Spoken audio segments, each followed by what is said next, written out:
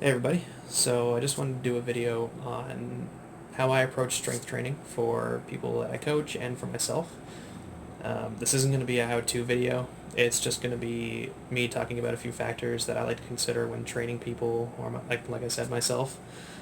This is definitely not stuff that I knew when I first started out programming for myself or other people, but I think they're really important, and this is just my way of thinking about things. So, yeah, in saying that, let's break down everything. So you're going to notice 5 topics I have below strength, and we're going to just delve into each one, define it, and then I'll give you an example of what I mean by when I discuss it a little bit further. So the first one is neural adaptations. So neural adaptations, the way I like to think of it, is how efficient our nervous system is at learning a skill and then displaying it in the same way that we train it. So if we break that down a little further, it's into 2 parts that I have here. So specificity of the skill and repetition of the skill.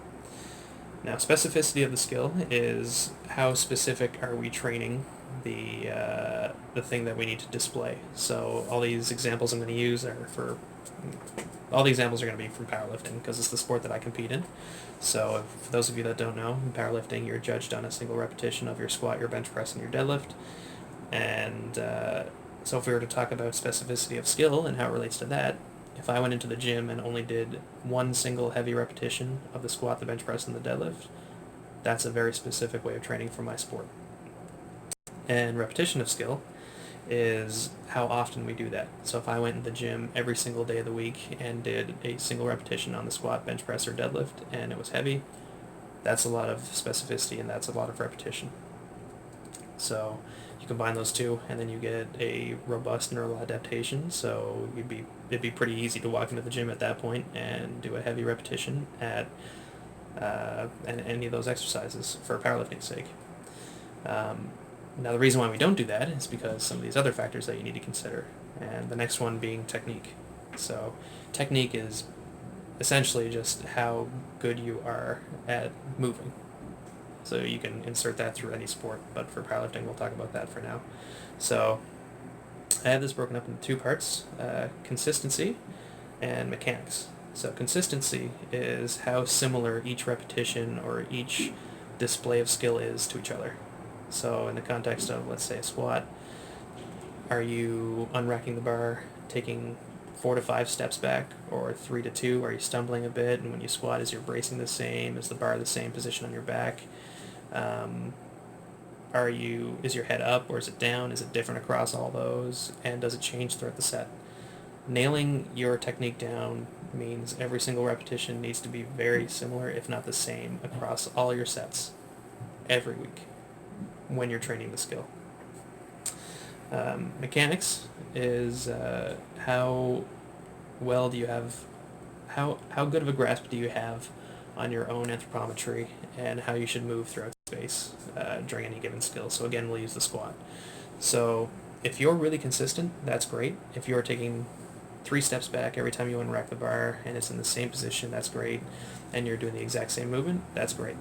But if you don't have good mechanics, let's say in the squat you do everything the same, but every time you squat, your heels come up off the ground and you tip forward, and then you end up super far pitched forward, and then you end up just doing a back raise. So a good morning style squat is what that's called. I would say that's not a really good indicator of good mechanics. So ideally, you would be able to move a lot better than that and stay consistent. Both of those put together means good technique. All right, so next one is tissue capacity. So tissue capacity is basically our potential for strength, how high our ceiling is. So in tissue capacity, I'll give 2 examples, or I'll give 1 example, but 2 different people. So 2 males, 200 pounds each. One of them is 50% body fat. The other one is like 15% body fat. They weigh the same, but one of them is obviously has a lot more adipose tissue, and the other one is way more muscular. If you give both those people the same training program, you're likely to have a bigger response in the one that has more muscle. Makes sense. The more muscle you have, the higher your strength potential is. So to get there, I've broken it up into 2 variables. So we have volume and intensity. So there's a lot of ways of explaining these two. Everyone has a different take on it.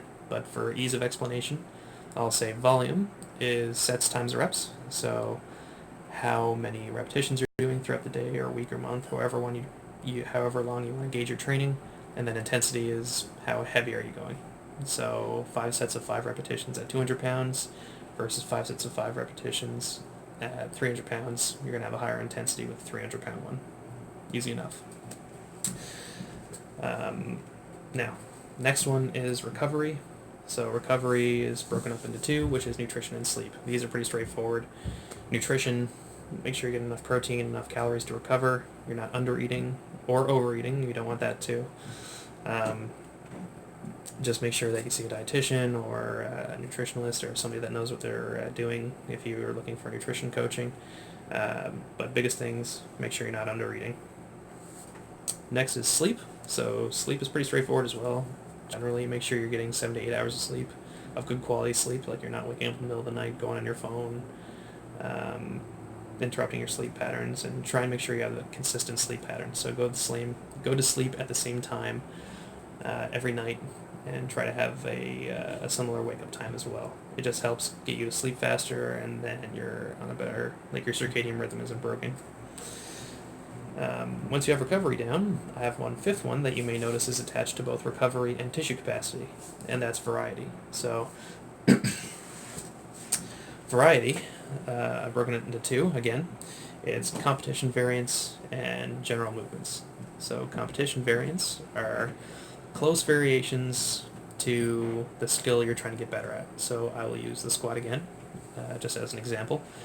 If somebody squats with the bar lower on their back, so on the rear delts instead of up on their traps, getting them to squat that way only and never varying from it usually doesn't pan out too well unless you're an elite level athlete, because the human body will adjust to whatever demands you put upon it pretty quickly. So we need to have a little bit more of a variation, and that could be something small too. Like when I say close variations, I mean close. Like in powerlifting, we're judged on a single repetition, so doing more than a single repetition of that exercise I would consider a variation. But we can also do other things. We can pause the reps, we can slow down the tempo, we can add bands and chains to change the loading of it a little bit. We can even put the bar slightly higher on the back, or anything like that. Anything that changes it slightly but still is very similar to the movement you're trying to get better at. Now it's attached to tissue capacity because you can train those a lot more frequently than you can something that you're training really heavy all the time. So if you're a powerlifter, you're likely really efficient at squatting low bar or whatever competition variant you use to squat. You're probably really good at lifting that really heavy. So to not wear yourself out, you can add in a little bit of a harder variation. That way it cuts down on the load, the total load you have on your back, and you can train that a lot more frequently without getting as beat up, which is why it's related to recovery. So we're recovering at the same time we're building strength. The next one is general movements. So these are things that have very little carryover into whatever you're trying to get better at. So again, powerlifting, we're judged on the squat, the bench press, and the deadlift. Anything other than those are general movements like rows, pull downs, calf raises, bicep curls, tricep extensions, pec flies, glute bridges. All those great exercises, general movements, and by training them, we can get more overall muscle rather than just focusing on the same muscle groups that get targeted from our competition lifts. We add in those other things, we get more tissue capacity, we have a higher ceiling of strength, so more potential for strength.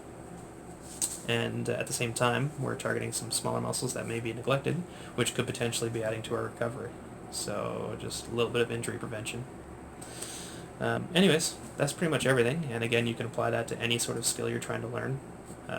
But that's how I think about strength training, and that's usually how I try to build my plans. Again, this isn't really a how-to video on how exactly I do that because it's different for everybody, but these are the things I try to keep in mind when programming for individuals because everybody's a little bit different. All right, thanks for watching.